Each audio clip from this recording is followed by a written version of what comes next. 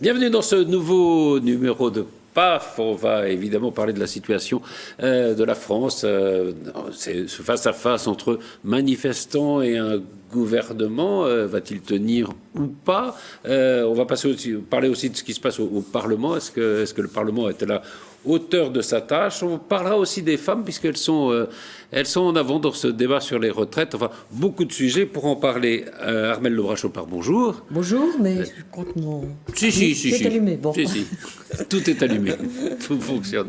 Vous êtes politologue, professeur de sciences politiques. Vous êtes aussi auteur d'un certain nombre de livres, dont un livre justement sur les femmes et la politique qui est assez récent. Et donc on parlera peut-être de la situation des femmes parce qu'elles sont au premier plan, ne serait-ce qu'avec la Première ministre Elisabeth Borne. Anne-Héry Le Pallec, bonjour. Bonjour. Vous êtes la maire de Chevreuse. Alors le maire de Chevreuse. Le maire, pardon, il préfère. Je suis la mère de ma fille. Oui, voilà. la mère, voilà. Bravo. Ah oui, Voilà. c'est vrai que c'est sur votre compte Twitter. Oui, exactement. Je suis la mère de ma fille. Mère de Chevreuse et je suis aussi la mère de ma fille. C'est ça. Et ben, bravo pour les deux. Merci.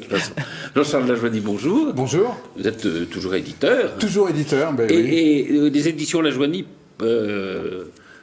publient 22 V'là les flics. Alors, ça sont des nouvelles, mais dans un but. Alors, ce sont des nouvelles inédites écrites par 22 flics ou anciens flics, donc moitié-moitié, des flics toujours en exercice et puis des flics en retraite. Ils sont tous écrivains, tous publiés dans différentes maisons d'édition, bien évidemment pas que chez nous, et qui ont accepté d'écrire chacun une nouvelle.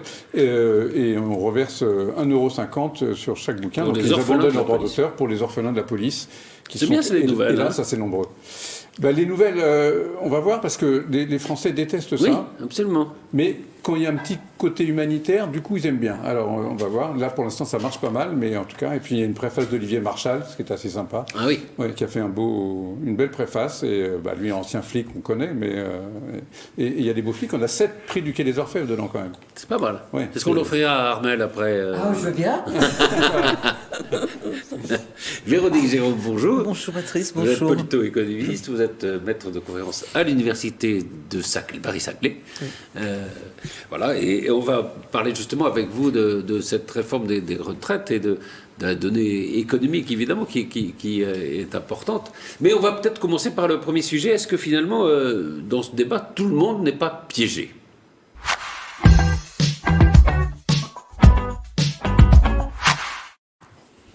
Voilà, quelles leçons on peut tirer justement après les manifestations qui sont nombreuses, qui sont nourries. On a vu samedi dans toute la France, et notamment dans les petites villes, il y a une très grande mobilisation.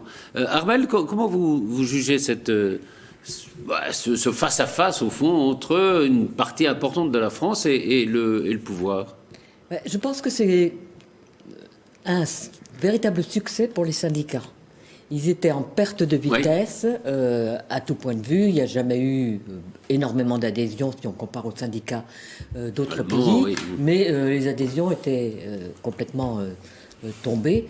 Et là, il y a eu véritablement une recrudescence depuis déjà la première manifestation, une recrudescence des adhésions.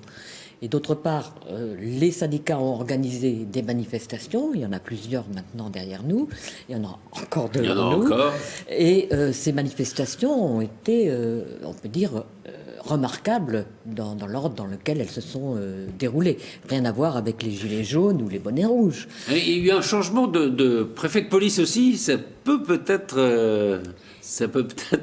jouer, non? Oui, mais il y a la police et puis il y a... Et il y a les syndicats. Et il y a les syndicats. Et il y a eu une bonne entente entre les deux dans l'organisation même, des manifestations, ce qui effectivement n'avait pas été le cas avec les gilets jaunes notamment.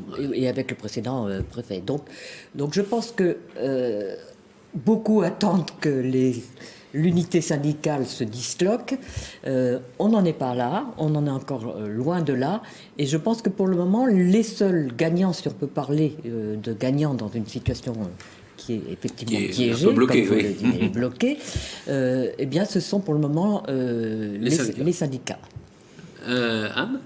là-dessus? Alors effectivement, le préfet de police, c'est surtout sur Paris, mais je pense que ce qui est notable, c'est qu'on retrouve en France des manifestations qui se passent bien. Oui, qui se passent bien. Assez bon enfant, voilà, presque. et ce qu'on n'avait pas vu depuis... alors, il y a eu la question du préfet de police de Paris, effectivement, mais c'est quand même des années qu'on voyait des manifestations se terminer très mal. avec des images dramatiques qui faisait que ce mouvement syndical, petit à petit, avait une image de plus en plus négative. Alors, syndicale ou pas, puisqu'effectivement, il y a eu les Gilets jaunes, mais il y a eu certaines manifestations aussi syndicales qui se finissaient, par le 1er mai, qui se finissaient très très mal. Voilà, je pense que ça c'est le premier enseignement qu'il faut en tirer. L'unité syndicale, effectivement, semble fragile depuis le début, mais tient. Ce qui vraiment est aussi assez... Alors, on n'a va pas vu évidemment depuis voir ce qui va se passer, suffisamment puisque longtemps. là, on sent que du côté de la CGT notamment, et il y a une volonté peut-être de renforcer le mouvement, de le rendre plus vindicatif.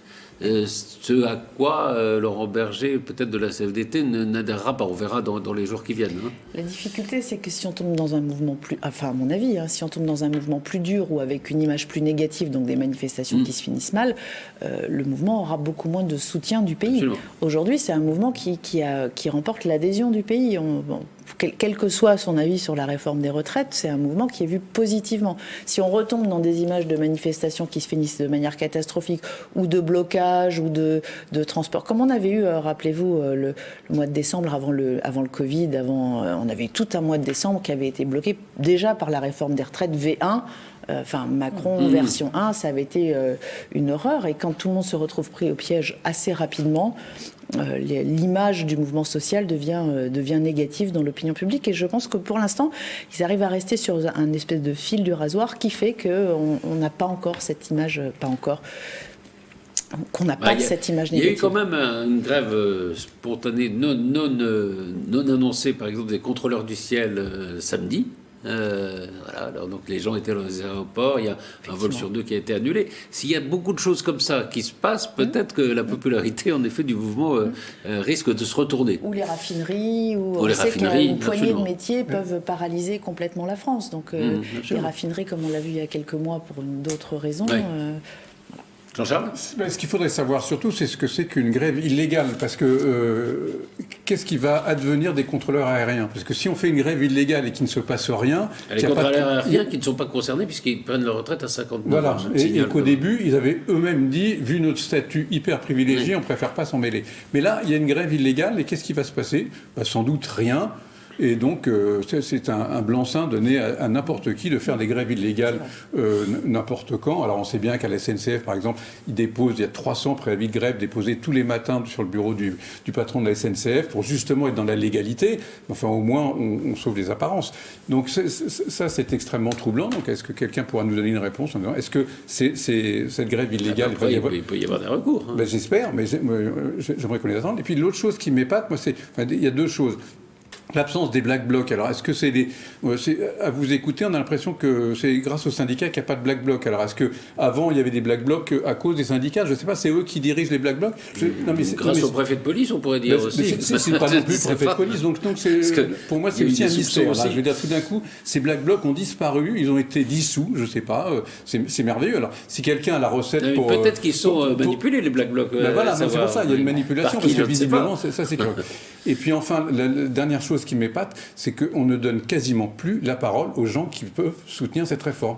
C'est-à-dire que partout, dans tous les médias, on n'entend que des gens pour dire « ah oui, c'est scandaleux ». On entend des jeunes de 18 ans qui n'ont même pas commencé à bosser, qui sont déjà épuisés à l'idée même de tenir une clé à molette ou d'ouvrir un ordinateur. On dit « ah non, on ne pourra jamais tenir jusqu'à 64 ans ». Enfin, je veux dire, on est dans une aberration totale. Et plus personne ne défend. Il n'y a plus sur aucun média, on dit « bah oui, cette réforme, elle est intéressante. Oui, il faut la faire. Oui, c'est bien ». Alors, Je veux bien qu'en plus, le gouvernement se tire une balle dans le pied avec ce truc ridicule des 1200 € auxquels personne ne comprend rien. Ils sont tous en train de nager. Ça, c'est la communication du gouvernement. Ils sont assez incapables d'expliquer eux-mêmes. Ça, c'était des erreurs de débutants. Mais voilà, enfin, c'est ces 3 points-là qui me choquent. Véronique Jacome, est-ce que finalement, tous piégés, c'est vrai qu'on est dans un état où le gouvernement ne peut pas céder et les syndicats ne peuvent pas céder. On est dans un bras de fer. Un bras de fer. Oui, bras de fer. Un bras de fer. Personne ne peut reculer. Voilà. Pour l'instant, les menaces sont plus efficaces que de passer à l'acte. Donc, régulièrement, dans l'action syndicale, les menaces ont toujours été plus efficaces que le déclenchement de conflits de grève, parce qu'on voit bien qu'à mesure que le conflit perdure, il s'émousse et le pouvoir de nuisance devient contre-productif pour celui qui l'a initié. Donc ici, on a un bras de fer entre syndicats et gouvernement, et je dirais qu'à la limite, la question est plus de savoir qui va lâcher en premier, qui va lâcher un peu plus, et ce un peu plus qui va faire pencher la balance. Donc ça, c'est une possibilité. Mais ce qu'on sent bien aussi, c'est qu'il y a une ambivalence dans toutes les catégories et dans toutes les catégories de population et dans tous les thèmes qu'on peut développer. Au sens où on a une partie de la population qui est contre le recul de l'âge, mais qui sent la nécessité de la réforme. Donc on a quand même ce double problème. On a une partie des électeurs d'Emmanuel Macron qui ont voté Macron au second tour, mais qui n'étaient pas pour Emmanuel Macron au premier tour, qui ont fait plus barrage à Marine Le Pen que voter pour Emmanuel Macron et qui aujourd'hui se sentent finalement assez libres avec son programme en disant j'ai voté pour le personnage mais pas pour le programme. Or il me semble quand même qu'en démocratie, Le Pen, en fait. Voilà, et qu'en démocratie, oui, voter contre Le Pen. Qu'en démocratie, on ne peut pas voter contre quelqu'un qui ne vous convient pas et ne pas prendre le programme de celui pour qui vous votez. Quand on vote, c'est le candidat et son programme. Donc ça, c'est assez normalement, c'est assez rationnel. Le problème ici, c'est que, et certains le soulignent aussi, c'est qu'il y a peut-être une incompréhension dans cette adhésion au programme d'Emmanuel Macron. Certains disent mais finalement c'est pas dans ma philosophie, donc je ne me sens pas obligé par ce programme, et c'est une façon de dire finalement la démocratie c'est le peuple souverain qui dépose sa souveraineté à l'occasion des élections, et une fois que les élections sont passées, celui qui est au pouvoir doit appliquer le programme pour lequel il a été élu. Donc normalement, l'électeur ne peut pas dire ça ne me convient pas, puisque c'est les urnes qui lui donnent l'occasion de s'exprimer. Et entre deux élections, le peuple souverain regarde ce qui se passe. C'est un peu la situation. Il est dépendant de. Voilà, c'est une légitimité qui est difficile à contester. Enfin, de façon très toutes choses étant égales par ailleurs. Parce qu'après, bien sûr. Quand on parle de légitimité, vous évoquez le nombre de gens qui ont voté pour ou contre Emmanuel Macron. Enfin, il a été donc élu démocratiquement, et c'est très bien. Oui, une majorité. Mais voilà, par une majorité. Et je pose la question, par qui a été élu M. Martinez? Combien de dizaines de personnes l'ont appelé? En quoi est-ce qu'il serait plus représentatif? Non, mais en France... Non, mais le problème... C'est pas un représentant politique. Mais il n'y a pas de représentativité syndicale en France. Le problème, c'est qu'on ne la mesure pas comme dans les autres pays. L'accréditation préalable n'existe pas. Donc les troupes des syndicats, ça ne veut rien dire. Et d'ailleurs, certains disent 8%, mais ça ne veut strictement rien dire. Et ce qu'on peut remarquer aussi, c'est que les syndicats, ici, je considère quand même qu'ils arrivent à entraîner derrière eux, derrière des banderoles finalement qui restent des banderoles syndicales. Les syndicats sont devant, les politiques sont derrière, c'est bien ce que demandent les syndicats, mais on a aussi dans les manifestations de samedi des manifestations qui ne sont pas très syndicales, au sens où il y avait des familles entières, dont je suppose qu'ils ne sont pas tous encartés. Donc là, il y a voilà, il n'y a pas que le syndicat. Mais on entend M. Martinez qui est là en disant je vais bloquer la France, je vais mettre la France à l'arrêt. Il est là, on lui donne la parole comme si c'était une figure incroyable. Non, c'est pas une figure incroyable. C'est le patron de la CGT quand même. Donc, j'aimerais qu'on dise combien de gens ont voté, combien de gens sont derrière voté pour M. Martinez. C'est un levier terrible. Armel. Non, mais il faut voir que la démocratie, effectivement, on pense tout de suite démocratie représentative, c'est-à-dire on élit quelqu'un qui est une assemblée pour 5 ans. Et puis pour l'instant-là, il ne se passerait rien. Mais la démocratie, c'est aussi le droit de grève, le droit de manifester, et puis on y viendra peut-être, le référendum. Donc c'est ça qui fait vivre la démocratie entre deux élections. Mais à ce sujet-là, moi je trouve qu'on est particulièrement maladroit en France avec l'utilisation de ce système démocratique, puisque vous le disiez, normalement on vote par adhésion et non pas contre, sauf que toute l'histoire de la Ve République, elle est basée sur des votes contre. Au premier tour on choisit, au deuxième on élimine, voilà. C'est la règle de la Ve République. Mais même si on prend l'exemple des référendums, les référendums... Alors on vote contre la personne qui a posé la question. Exactement. et c'est l'histoire de toute la Ve République. Alors on nous a pas enchantés avec des référendums sur lesquels la société a pu se sentir impliquée. On a eu un certain nombre de choses sur l'Europe, qui étaient des dossiers quand même particulièrement techniques. Il y a eu le quinquennat avec une abstention absolument énorme. Moi, j'ai été bousculée. La première fois que j'ai voté, c'était pour un référendum. Et la question posée, vous vous en souviendrez peut-être, c'était « Êtes-vous favorable à l'autodétermination de la Nouvelle-Calédonie ?» Oui, c'était Rocard. Voilà, j'avais 18 ans. Et j'avais une vague idée d'où se situait la Nouvelle-Calédonie, une encore plus vague idée de son histoire et absolument aucune idée de ce que voulait dire l'autodétermination. Et on me demande mon avis.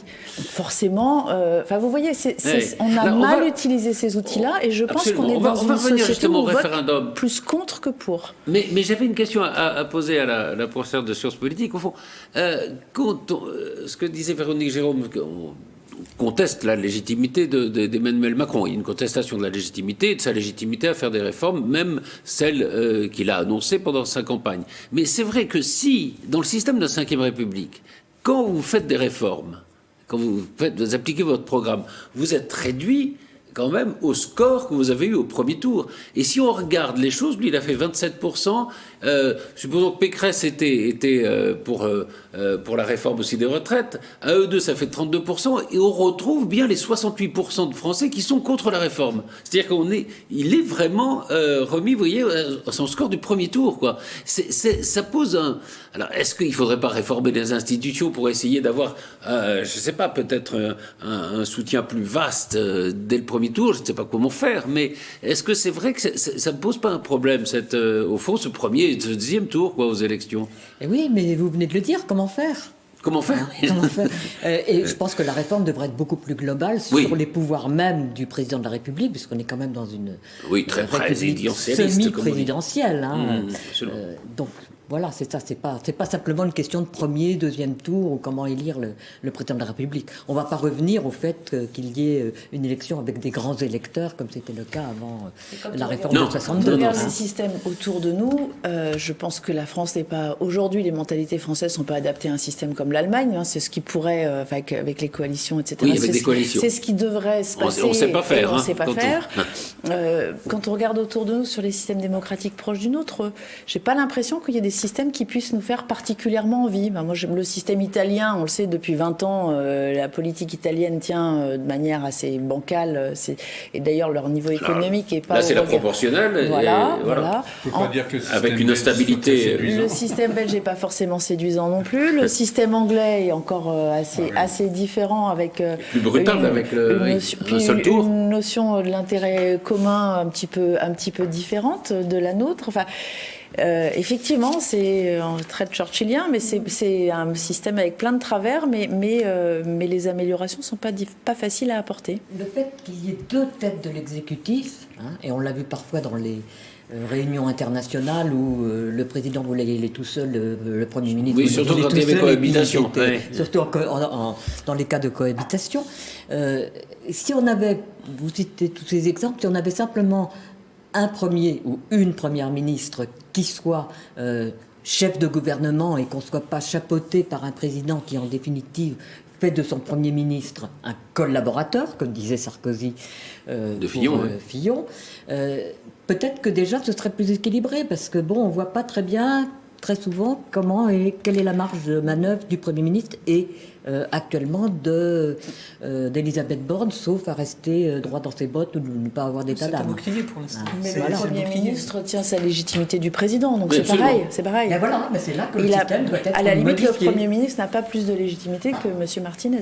Absolument, finalement. Elle est élue, elle est députée. Sauf s'il y avait eu peut-être une majorité absolue à l'Assemblée. Voilà. Oui. Auquel cas, on n'a plus besoin de rien. Après, on peut dérouler, effectivement. Là, c'est plus compliqué. Vertu au Premier ministre, c'est d'être le bouclier, donc de faire par avant. Donc là, pour le président, c'est quand même finalement une situation confortable. Donc en permanence alors. Le fusible, ça permet des audaces. On entend plus dans le débat des retraites la Première ministre que là, le président. c'est très explicite, c'était pas le cas précédemment. Et c'est vrai que C'est vrai que cette fonction de bouclier, alors on va dire au débat institutionnel, elle marchait mieux du temps du septennat, quand les temps de pouvoir n'étaient pas les mêmes entre le président et le législatif, au fond. Hein, c'est vrai, non? Ça marchait mieux avec 7 ans. Enfin, on se souvient de Chirac, qui pouvait très bien dire le gouvernement, j'ai demandé au gouvernement, mais enfin, voilà. Il pouvait. Il y avait des cohabitations qui, normalement, devraient moins exister avec un quinquennat avec le phasage entre... Des simili-cohabitations déjà du temps de Giscard d'Estaing, entre les Républicains indépendants et l'IDR. Et de Mitterrand, avec son union de la gauche. Et même entre Mitterrand et Rocard. Mitterrand et Rocard. On pourrait dire ça. Mais le problème après est peut-être aussi, non pas dans le fait qu'il y ait un Premier ministre et un président, mais peut-être dans le choix du Premier ministre, qui peut-être doit plus incarner une politique et pas simplement apparaître comme une sorte de technocrate un peu triste, dont on ne sait pas trop ce qu'elle pense. Elle est là, on lui dit de faire ça, elle le fait. On ne peut pas dire avec brio ni avec talent, mais enfin, en tout cas, elle le fait. Quoi. Donc, je ne suis pas sûr qu'elle fait juste ce qu'on lui dit de faire. Non, c'est quand même quelqu'un qui... Enfin, je veux dire, on ne sent pas de grands moments... Elle ne fait pas autrement, en tout cas. Oui, voilà, je sais pas, on ne sent pas de grands moments d'éloquence. C'est pas une politique. De grandes prises de parole. On sent pas... On parlera peut-être des femmes tout à l'heure. Il n'y a pas d'élan, il n'y a rien derrière. Chez Édouard Philippe, ça n'a pas mieux marché. Hein. Non, absolument. Non. Mais oui, mais enfin, elle était comme cul et chemise avec Macron, enfin, jusqu'à leur divorce. Il y a une chose terrible, puisque vous parlez d'Édouard Philippe, c'est qu'aujourd'hui, il peut déclarer ce qu'il veut, personne n'écoute, tout le monde ne parle que de savoir pourquoi il n'a plus de sourcils. De son alopécie. C'est vrai, c'est quand même l'un des drames de la télévision. C'est vrai que non, c'est vrai. On dirait le fils de Robert Hue, maintenant, physiquement. J'ai même vu un article où on interroge justement un professeur de sciences politiques pour dire est-ce qu'on peut être élu quand on est laid. Donc c'est vrai que il a fait une grande interview. Pas de nom, on a tous des exemples en tête. Mais c'est vrai que c'est... Alors, un mot quand même sur le Parlement, puisque là, il devrait avoir un rôle essentiel. Ce qui se passe actuellement, quand même, ça ne grandit pas ni son rôle, ni les députés, non ? Un rôle essentiel. J'ai l'impression qu'on a l'illustration même qu'on est, comme vous le disiez, dans un système très présidentiel, puisque le rôle du Parlement, finalement, est annulé par ces discussions-là. On sait que si les amendements ne sont pas retirés, toutes les discussions qui ont eu lieu au Parlement, ne se passera pas grand-chose. On l'a vu précédemment.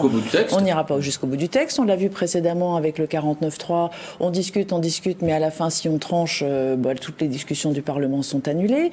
Le rôle d'enrichissement du Parlement, qui, à mon avis, est le seul qui puisse encore exister, ne peut pas être efficient sur une réforme comme celle-là. Alors sur des trucs très techno, effectivement, où on va pas avoir l'emballement médiatique, où on va pas avoir... Mais je parlais plutôt de l'image qui est donnée dans les débats avec l'histoire de ce Thomas Porte qui piétine un ballon avec la tête du SOCT. Inutile et ridicule, et qui nous coûte après localement. Ouais. Enfin, moi, je suis élue locale. On se rend compte de l'évolution. Je me plains pas du tout. Beaucoup d'élus qui se plaignent. Il ne faut pas rigoler. Personne ne les a obligés à aller là où ils sont. Donc, il faut rester tout à fait serein. Mais qui contribuent à rendre l'élu un peu punching ball. C'est-à-dire qu'on voit à l'Assemblée nationale des gens s'insulter, se taper dessus, faire du buzz. J'aime pas cette expression, mais je trouve pas d'équivalent sur le ballon du SOP ou sur... Enfin, voilà. C'est violent en plus. C'est violent. Ça vient un petit peu Alors, Nicolas Sarkozy avait un petit peu entamé l'image à sa manière, mais surtout de François Hollande, ce président normal. Et puis, petit à petit, de président normal, on est devenu le copain. Et puis, du copain, on est devenu et aujourd'hui, ça abîme l'ensemble de l'organisation politique. C'est-à-dire que la cour de récréation à laquelle on assiste à l'Assemblée, où on dirait des gamins prépubères, ça se reporte après sur nous. Pardon, je suis peut-être un peu violente dans nos propos. Moi, des gens qui rentrent dans mon bureau pour m'engueuler, me traiter de tous les noms parce qu'ils ont pris une contravention de stationnement, c'était quelque chose qu'on ne voyait pas il y a quelques années. Et aujourd'hui, c'est sans filtre. C'est sans filtre. Mais il y a aussi pour moi, la fin des politiques à l'Assemblée nationale. C'est-à-dire que là, maintenant, il y a n'importe qui arrive à l'Assemblée. Enfin, des sortes de distrions qui étaient des agitateurs. Par erreur, quoi. On a un type qui était animateur chez Hanouna, qui devient député de la France Insoumise. Enfin, je veux dire, c'est quand même le grand n'importe quoi. Alors, faut pas s'attendre à ce que ces gens, soudainement, parce qu'ils ont une écharpe tricolore et qu'ils ont été élus, deviennent responsables, intelligents et posés. Donc, ils font pas de la politique, ils font de l'agitation, ils se font entendre, ils ont leur petit quart d'heure de célébrité. C'est à celui qui, notamment à la NUPES, dira la plus grosse énormité de façon à ce qu'il soit repris, ça tourne en boucle sur toutes les chaînes de télévision. Voilà. Donc c'est un peu la fin de la politique à l'Assemblée pour l'instant. Donc on ne voit plus un seul homme politique ou femme politique, je veux dire, qui s'exprime. C'est pas nouveau. Cela dit, les violences à l'Assemblée, c'est pas nouveau. Vous avez raison aussi. Ça se terminait parfois par des duels. Oui. Non, je parle pas des violences. Le dernier est en Gaston de Fer. Non, il y avait quand même des injures. Je parle de la qualité des membres de l'Assemblée. Non, mais sinon, bien évidemment. Le dernier duel, c'était Gaston de Fer, si je me Voilà. Mais il y avait des trucs très violents. Il y a Clémenceau, le lendemain de la mort de je ne sais plus quel président de la République, qui avait écrit dans le journal « Le président machin est mort hier. Ce matin, j'ai compté tous les Français. Il n'en manque pas un. » Il faut oser quand même. C'est vrai que dans les années 30... Dans les années 30, il y a eu des violences, beaucoup, très fortes. Et y compris au Sénat. Y compris au Sénat. Mais ce qui est grave aujourd'hui, c'est que... Mais quand même, ça donne quand même une image de l'Assemblée qui n'est pas très reluisante, quoi. Non ? Ce qui est grave, c'est pour les élus locaux, parce que le maire est quand même la personnalité préférée des Français dans les hommes, dans les personnages politiques. Le maire avec cette proximité. Et aujourd'hui, si je vous entends, finalement, vous êtes vraiment... Mais il y avait un sondage, je vous disais, apporter le baffe. Le nombre d'incivilités contre les élus qui... Et ça, c'est nouveau. Il y a toute cette réserve, comme avec l'instituteur, le médecin, tout ce qui représentait une forme d'autorité, n'existe plus. Et comme on est dans une société qui est relativement éruptive, et sans pour autant, quand on regarde de près, sans pour autant que ça aille plus mal que ça n'allait il y a 20 ans, il y a 30 ans, il y a 40 ans, mais comme la voix de tout le monde porte à un niveau à peu près équivalent, alors c'est facile de dire, voilà, c'est facile, mais c'est le dada de tout le monde. Mais il est vrai qu'aujourd'hui, avec les réseaux sociaux, la voix de tout le monde peut porter de manière équivalente. Toute parole se vaut. Les opinions politiques d'un joueur de foot vont être aussi importantes que les miennes en matière de sélection de l'équipe de France. Enfin voilà, tout se vaut. Oui. Et donc comme tout se vaut, tout se vaut aussi humainement. Et donc cette espèce de respect, de distance, enfin, moi, je demande pas qu'on se mette à genoux devant moi, c'est pas du tout ça. Mais je voudrais faire la différence entre la personne que je suis et la fonction que j'ai. Et dans cette fonction-là, il n'y a plus de filtre. Il n'y a plus de filtre dans une société éruptive qui, pourtant, quand on regarde tous les indicateurs sociétaux de près, n'a pas plus de raison d'être énervé aujourd'hui qu'il y a 20 ans ou 30 ans. Mais il a un punching ball sur lequel... Voilà, mais franchement, quand on voit ces images de l'Assemblée nationale, on a envie de se dire, mais moi aussi, je vais aller... tu vas voir ce que je vais lui mettre. Ouais. Mais c'est sûr aussi que d'arriver en tongs et en chemise à fleurs à l'Assemblée, ça donne pas non plus une image très respectable des élus. Ouais, c'est vrai, ouais. Voilà, ça c'est une évidence. Et bon, comme tout le monde a lâché les digues, en disant c'est pas grave, venez en maillot de bain, l'habit ne fait pas le moine. Si, je pense que l'habit fait le moine. Bien évidemment. Robespierre, on l'accusait de venir à la Convention avec, à l'époque c'était les chemises à dentelle, le jabot et tout, et il a répondu, mais au contraire, j'y tiens parce que c'est par respect pour le peuple. Bien évidemment, bien évidemment. Bien sûr. Je ne sais plus qui disait justement quelle idée ils se font du peuple. Ah oui. Parce que le peuple n'est pas forcément pour les gens qui viennent tout à fait de Penaillé. Et je crois qu'il y a aussi un respect parfois que demande le peuple, contrairement à ce que croient certains. Et c'est dans tous les domaines, parce que Philippe Bilger, l'ancien avocat général, me disait quand il a commencé sa carrière, quand les membres qui allaient devenir jurés arrivaient, ils étaient tous, quelle que soit la classe sociale, en costume cravate. Alors certains, on voyait que c'était la première fois qu'ils mettaient un costume, etc.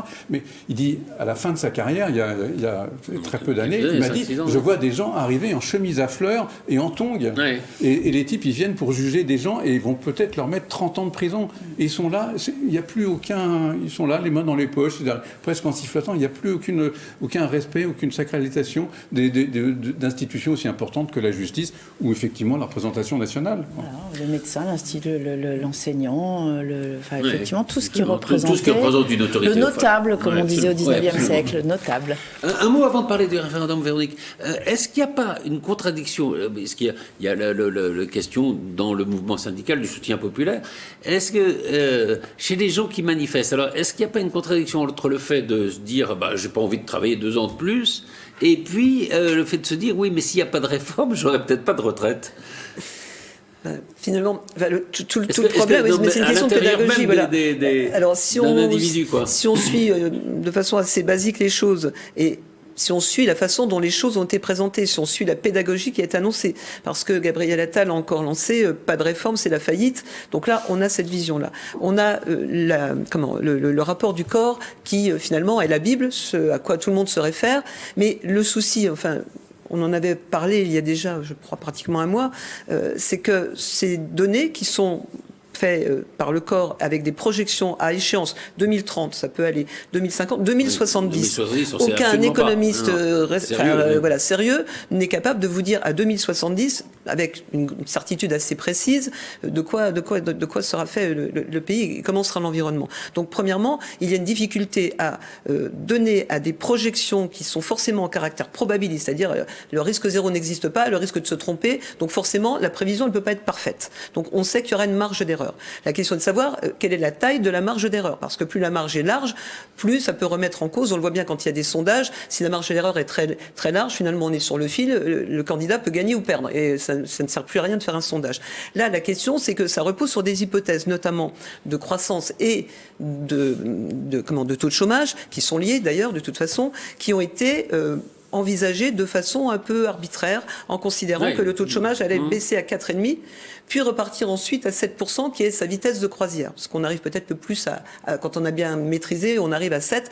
4,5%, c'est hautement optimiste. C'est très optimiste, j'avais eu cette expression, mais on ne décrète pas un taux de chômage. Quand François Hollande a commencé la première année de ses vœux au soir du Nouvel An, je m'engage, je vais inverser la courbe du chômage. Et tous les ans, il resservait cette même promesse.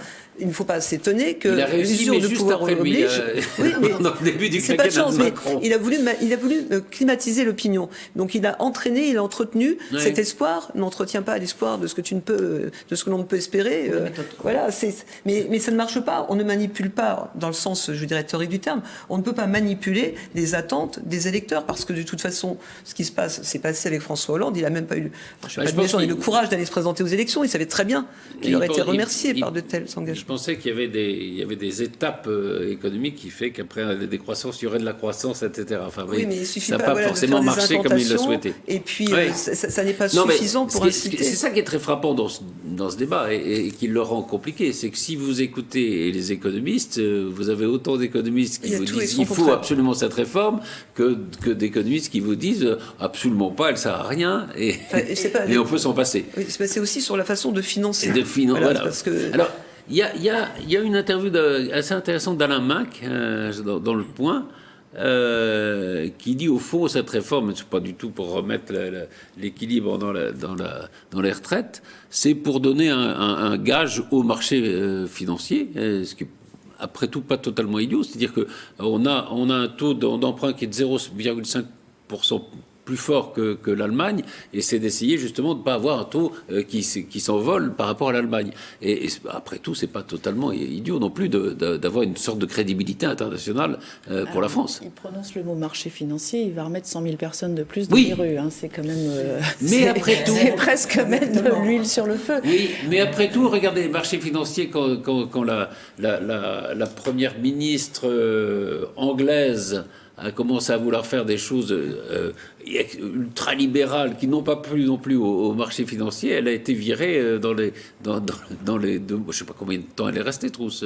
Juste très peu de temps. Les obsèques de la reine, c'est tout. Oui, c'est ça. Elle avait manqué un petit peu de mesure aussi. Oui, mais voilà. Non, mais quand on dit les marchés financiers, on a en effet l'impression que c'est le diable absolu, mais parfois c'est aussi, on ne peut pas faire n'importe quoi.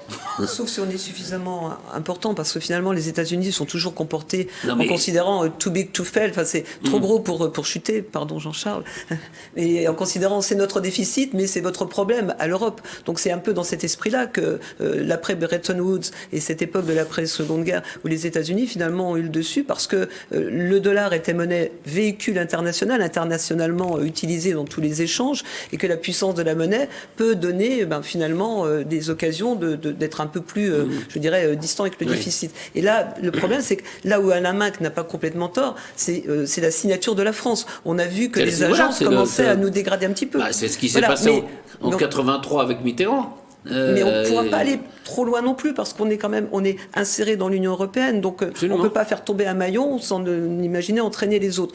Donc on est un peu là encore sur une demi-mesure. C'est pas complètement faux, mais c'est pas complètement vrai non plus. On ne peut pas tout donner au marché financier. Il ajoute cette chose qui est assez qui me semble assez clair, c'est que quand on a 3 000 milliards de déficit, on est déjà soumis. Donc on n'a pas une liberté absolue non plus. À mon sens, on est vraiment à un enjeu où presque le principe même de la retraite passe au second plan. On a un enjeu économique, voilà. On a un enjeu sociétal, et je rejoins tout à fait ce que vous disiez tout à l'heure, où est aujourd'hui, où en est-on avec la valeur travail. Ouais. On a un rapport au travail qui a beaucoup évolué. La valeur travail a été dégradée. Absolument. Alors ça a commencé entre deux guerres, de mon prisme. Je sais que tout le monde ne sera pas d'accord autour de cette table, mais la valeur travail, aujourd'hui, travailler, c'est quand vraiment on n'a rien réussi à faire d'autre. On n'a pas réussi à être allocataire de quoi que ce soit, retraité, héritier, nanti, j'en sais rien. Et donc il ne nous reste plus que le travail. Et donc c'est plus la libération que ça a été, exactement, l'émancipation. L'émancipation, on parlait d'émancipation. Aujourd'hui, quand même, ayons tous en tête, que ce soit 60, 62 ou 65 ans, ayons tous en tête l'état dans lequel on est aujourd'hui en arrivant aux portes de la retraite par rapport à ce qu'il était il y a 20 ans, il y a 30 ans, sans remonter au 19e siècle, en étant... Mais la société... Et on le voit également dans les jeunes qui rentrent dans le marché du travail. Absolument. Ils ont une approche au travail qui est très différent. Je veux télétravailler, je veux pas d'horaire fixe, je veux pas m'engager, un CDD, ça me va très bien. Donc, je pense qu'on est sur un vrai débat philosophique sur la valeur du travail qui, aujourd'hui, a une image très négative. Or, comme vous le disiez, on ne donne plus la parole à ces gens qui se... Mais je regardais, il y avait des offres d'emploi, par exemple, de la communauté d'agglomération de Saint-Quentin. Et la première chose qu'on dit, télétravail possible. Mais voilà. C'est quand même incroyable. Et puis l'autre truc maintenant, c'est aussi de dire, mais ne vous inquiétez pas, télétravail possible et l'idée, c'est bientôt 4 jours par semaine. Ouais. Oui, mais ça, pourquoi pas? Mais la réduction du temps de travail, c'est un vrai débat. Oui, mais ça participe exactement à ce que vous dites. Si on dit aux gens, vous inquiétez pas, le boulot, vous allez y aller le moins possible, et puis de toute façon, dans ce moins possible, ça sera 4 jours sur 7. Non, mais pourquoi pas 4 jours sur 3? Cela dit, je me demande si la réforme des retraites ne serait pas passée plus facilement s'il y avait aussi une contrepartie, peut-être, sur la réduction du temps de travail, l'allongement dans le temps, mais peut-être la réduction dans la semaine. Pourquoi pas? Non, mais c'est des problèmes qui peuvent s'évoquer. On ne va pas faire une France d'assister dès son plus jeune âge. Non, pourquoi d'assister? Non, mais vous pouvez répartir le travail différemment. Peut-être plus longtemps dans la vie. Oui, mais à la fin, il faut travailler. C'est quand même ça la clé du problème, c'est qu'à la fin, il faut travailler. Et qu'aujourd'hui, on est dans des mesures d'évitement. Comment on va faire pour raccourcir en durée Oui, mais c'est vous parlez de valeur travail, on parle de valeur travail, c'est ce terme de valeur qu'il faut véritablement interroger. Quand on écoute Darmanin, il n'y a pas longtemps, nous dire oui, le travail c'est l'effort, etc. Donc on retourne complètement en arrière avec une vision chrétienne du travail qui est souffrance, douleur, du sang et des larmes. Or, ce qu'il faut voir, c'est qu'il peut y avoir une autre définition, je ne dis pas une valeur, une autre définition du travail. Bon, donc le télétravail permet peut-être à la fois plus de temps personnel, mais aussi une organisation. Donc c'est pas la valeur travail qu'il faut interroger, c'est l'organisation du travail. Plus courte, 4 jours. Pas. Non, mais je veux dire, c'est un débat qu'on peut mettre sur la table. Qui est pas, allez dire ça des agriculteurs. Allez, que c'est pas tellement la peine de travailler vraiment. J'ai pas dit ça. J'ai pas dit que c'est pas la peine de travailler. Non, personne ne dit ça. On peut l'organiser autrement. Mais il faut faire des efforts. Le travail, ce ne sont pas des vacances. Sinon, on n'appellerait pas ça travail. Personne ne dit que c'est des vacances. Il y a des rythmes différents et qu'on peut on peut faire des efforts sans que ce soit horrible. Peut-être faire travailler un peu plus longtemps chaque jour et ne travailler que 4 jours par semaine. Pourquoi pas? Ça peut. D'ailleurs, sur cet aspect télétravail, parce qu'on regarde effectivement les métiers éligibles au télétravail. C'est pas les métiers les plus pénibles. C'est pas les métiers. C'est généralement les CSP. Voilà. Et donc c'est encore moins pénible. C'est vrai que les métiers manuels, vous ne pouvez pas les faire en télétravail, en gros. Et on crée effectivement une fracture beaucoup plus importante. Moi, alors vous parliez des agriculteurs. Moi, ma profession était, je dépendais du monde agricultrice. J'ai travaillé 7 jours sur 7 dans un métier passion pendant des années et avec des difficultés. Je travaillais avec des animaux, donc pas possible de prendre des vacances ou très. Enfin voilà, j'ai pas l'impression. Bon, ok, j'ai 50 ans, un peu, je suis un petit peu plus dur le matin quand je me réveille, mais voilà, j'ai pas été abîmée par mon travail et je suis passionnée de ce que j'ai fait et ce serait à refaire, je referais tout pareil. Je pense que, attention, le télétravail qui a l'air d'être annoncé comme la panacée aujourd'hui va encore, à mon sens, creuser des écarts dans la manière dont on perçoit le travail. Les métiers compliqués, alors on parle de la pénibilité qui bien sûr doit être un critère qui rentre en ligne de compte. Donc, quand on est agriculteur, on peut pas parce que pour pouvoir arriver à un niveau de retraite décent, de toute façon, faut y aller. Mais on le sait au départ en plus. Donc on choisit pas ce métier-là pour avoir une belle retraite. Non, forcément. mais ça doit être assez désagréable quand même quand on est agriculteur et quand on fait des tonnes de métiers qui demandent une certaine pénibilité au sens le plus sympathique entre guillemets du terme, d'entendre parler de douceur, de petits nids douillets en télétravail dans son appartement avec les enfants qui jouent à ses pieds et tout est choisi. On est dans deux mondes qui n'ont plus rien à voir. Et le travail, c'est quand même aussi produire quelque chose pour le bien commun, c'est la production. Comme vous le disiez. Mais le travail, c'est comme la production de choses. Je voudrais qu'on passe, parce qu'il y aurait bien... C'est la nécessité, c'est le moyen de vivre aussi, d'abord. C'est la création de richesse, la création de valeur. Je voudrais qu'on revienne à la façon de résoudre cette crise qu'on voit aujourd'hui en France sur cette réforme des retraites. Alors, il y aurait bien une solution, ça serait de consulter le peuple, ça serait le référendum, mais encore faudrait-il savoir se servir du référendum. Ah, si on savait s'en servir.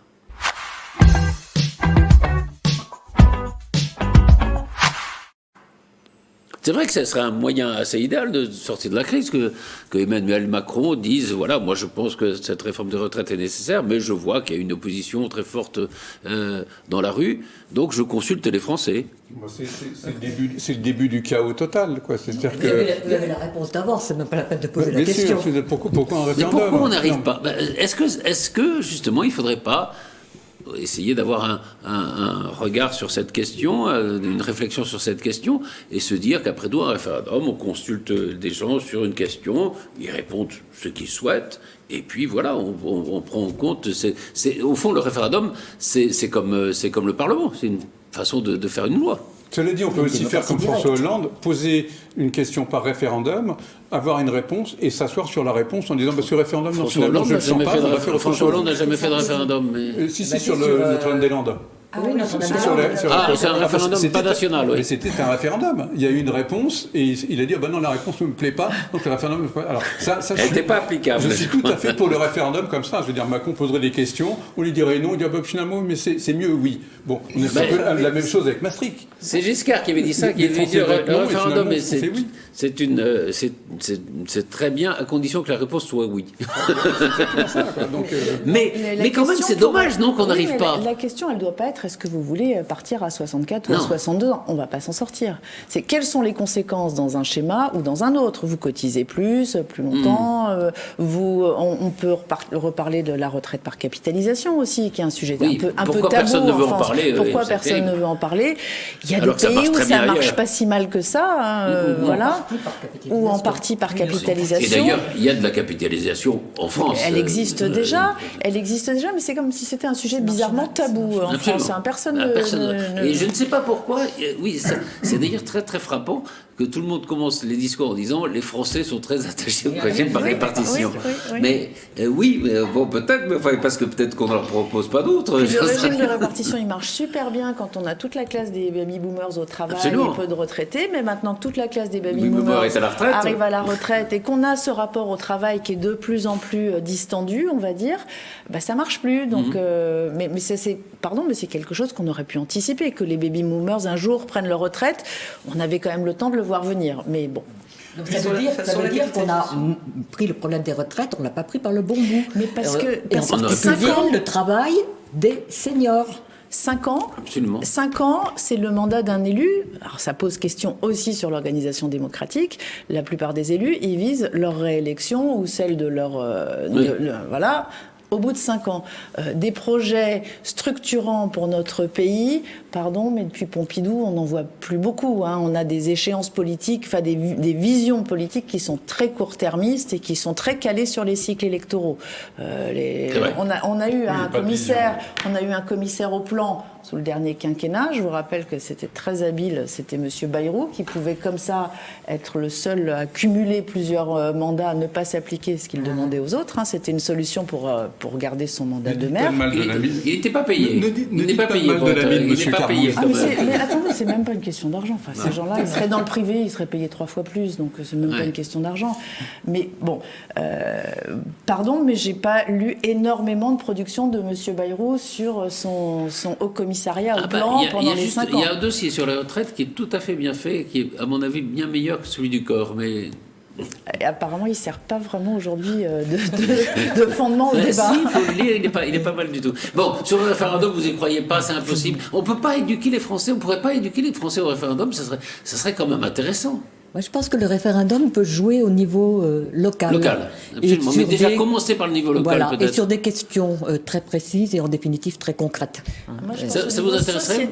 Au niveau sociétal, c'est-à-dire les sujets comme la fin de vie, les sujets comme le mariage pour tous, qui, rappelez-vous, avait divisé vraiment la société. Il y avait des gens très énervés dans la rue. On a, sur des sujets sociétaux, c'est-à-dire derrière lesquels ne se cache pas une énorme machine financière compliquée. Oui, les retraites, par exemple, vous dites c'est trop compliqué, quoi. Les retraites, on connaît la réponse par avance.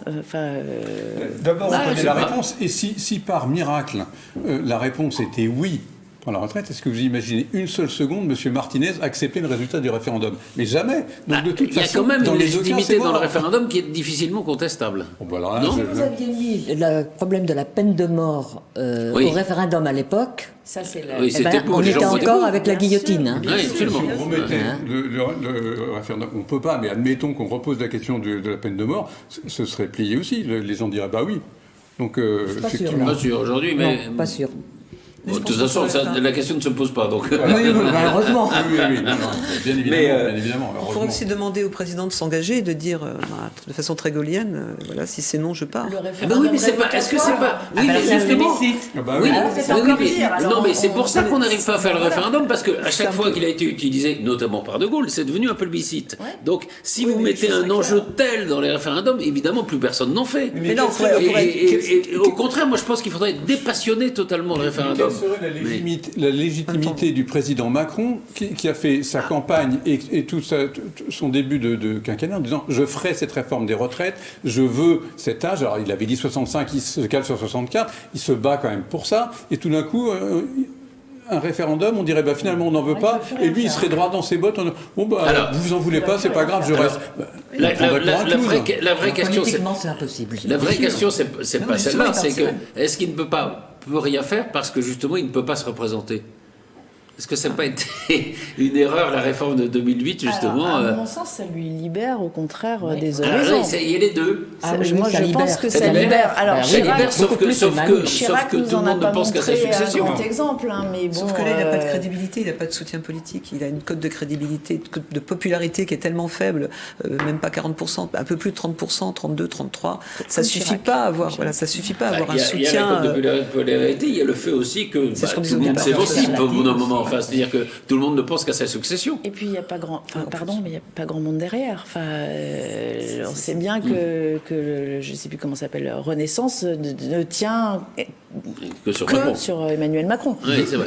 Le problème, c'est qu'il n'y a pas grand-chose derrière, nulle partout. C'est-à-dire qu'à gauche, il n'y a personne, à droite, il n'y a personne. C'était une des chances de Macron, c'est qu'il n'y avait pas d'adversaire. Voilà. Donc il a fait table rase de toutes ces oppositions, etc. Mais Mais là, c'est vraiment un désert absolu. Il n'y a rien, ni lui, ni les crise de autres. génération, Donc là, là, on attend des hommes politiques un peu brillants. Non, Il y mais en a moi, peut-être des femmes. moi, Mais quand il y en a je pas parle plus que les hommes, de d'homme, toute façon. c'est l'être humain. Voilà. Donc, Alors en français, voilà. le neutre se confond avec le masculin. Enfin, bravo. Ah, enfin, une alliée. Ah.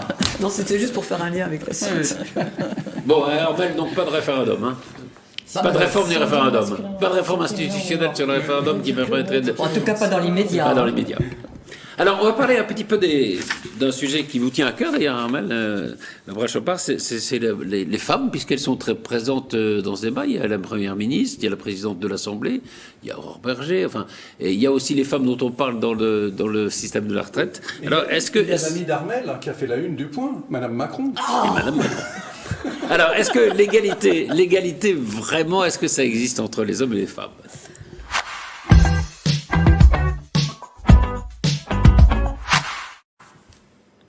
Alors, il y a un article que j'avais lu qui m'avait un peu choqué, qui disait que Elisabeth Borne, pour être remerciée, une fois qu'elle aurait fait dépasser 10 mois et 18 jours à Matignon, parce que 10 mois et 18 jours, c'était ce qu'avait fait Cresson. Donc, si elle avait fait 10 mois et 19 jours, elle aurait fait plus que Cresson, on pouvait la remercier à ce moment-là. Alors là, vraiment, on est à un niveau très bas. C'est On quand n'est même pas terrible. à un concours entre Edith Cresson Non, mais c'est et terrible. Elisabeth Ça veut dire Borne. qu'elles ne sont pas capables d'être Premier ministre, en gros. Ça veut dire qu'ils avaient envie de poser la question, mais on verra bien. Ça aurait été un homme, il aurait été dans la même difficulté. Bien sûr. Non, n'importe quel Premier ministre aujourd'hui serait dans une grande difficulté. Et en plus, mais enfin, c'est quand même terrible de poser cette question, enfin d'avoir un article qui dit ça. Alors, dans un autre registre, c'est Valérie Pécresse qui, dans le Parisien, disait bah oui, je pensais à abandonner la vie politique après la campagne présidentielle. Et puis, il y avait un exemple qui vous intéressait, c'est celui de Jacinda Ardern, la première ministre de Nouvelle-Zélande, qui a posé sa démission. C'était assez intéressant. Alors, son cas est vraiment très intéressant à tous les points de vue. D'abord, on voit sa photo. C'est une femme. C'est la première femme en Nouvelle-Zélande qui est première ministre. Elle était jeune, elle n'avait pas 40 ans quand elle est arrivée comme Premier ministre. Et elle a eu un enfant pendant son mandat de Premier ministre. Et elle n'a pas hésité. Hein. Alors, ce qui est intéressant, c'est son action. Hein.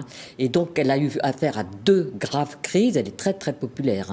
Hein. 2 graves crises. L'attaque contre les musulmans à Christchurch, 2 mosquées avec des dizaines de morts, où elle a montré une très grande empathie, mais avec de la sincérité. Hein. Ce qui n'est pas toujours le cas quand il y a un drame de la part des hommes politiques qui ont comme on dit, des éléments de langage. Hein. Et puis la deuxième crise, comme dans les autres pays, ça a été celle du Covid. Et là, on a vu que c'était pas simplement quelqu'un d'empathique, de gentil, etc., puisqu'elle a eu une position où, finalement, très sévère, très stricte. Elle a fermé le pays et elle a imposé des mesures très rigoureuses, tout en étant finalement restée populaire. Et puis, tout d'un coup, surprise, elle dit « je m'en vais, je suis Premier ministre, je n'ai plus l'énergie ». Et c'est là que ça devient pour nous intéressant, c'est que pour la première fois, une personne s'en va, non pas parce qu'elle est démissionnée ou qu'elle part, une personnalité politique, ou parce qu'elle a des casseroles ou des procès qui s'annoncent, etc., qui ne dit pas pour raison personnelle, qui en général sont très floues, et qui dit je n'ai plus l'énergie. C'est-à-dire je ne serai plus capable d'être à la hauteur de ce que vous me demandez. Et elle fait le rapport entre les privilèges de la fonction, qui sont indéniables, et les obligations, les responsabilités. Elle dit je ne vais pas garder les privilèges et puis ne plus rien faire. Et donc ça, c'est intéressant parce que on voit qu'elle pose un autre problème qui est celui de l'usure du pouvoir. Et cette usure du pouvoir, elle se manifeste du côté évidemment des gouvernants. Elle a l'impression, elle s'est usée, et cette usure peut être néfaste pour sa façon de gouverner. Mais l'usure, elle est aussi du côté des populations qui demandent de plus en plus aujourd'hui, où tout va très vite, qui demandent un renouvellement du personnel politique. Et elle a réussi à comprendre ça. Alors évidemment, les mauvaises langues disent les élections qui doivent avoir lieu chez eux en octobre prochain donnent la droite et le centre-droit, c'est-à-dire ses adversaires, les donnent gagnants, auquel cas de toute façon elle aurait dû partir.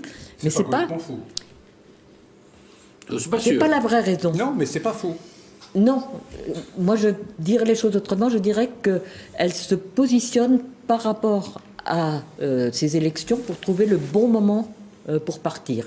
C'est ni trop près, ni trop loin. Mais elle ne part pas parce qu'elle est perdante, puisqu'elle pense que son parti peut encore gagner, et il peut encore gagner. Et ceci dit, elle n'abandonne pas non plus, elle ne tourne pas le dos à la politique, puisqu'elle va retrouver son siège... député. Elle va retrouver son siège de député. Absolument. Et donc c'est... Non, mais elle peut dire, j'ai pas aussi d'énergie pour mener aussi cette campagne, qui est difficile. Il y a aussi ça, sans doute. Elle n'a pas parlé de la campagne. Non, elle n'a pas parlé de la campagne. Peut-être faut-il attendre une vingtaine d'années pour vraiment juger de l'authenticité de cette décision.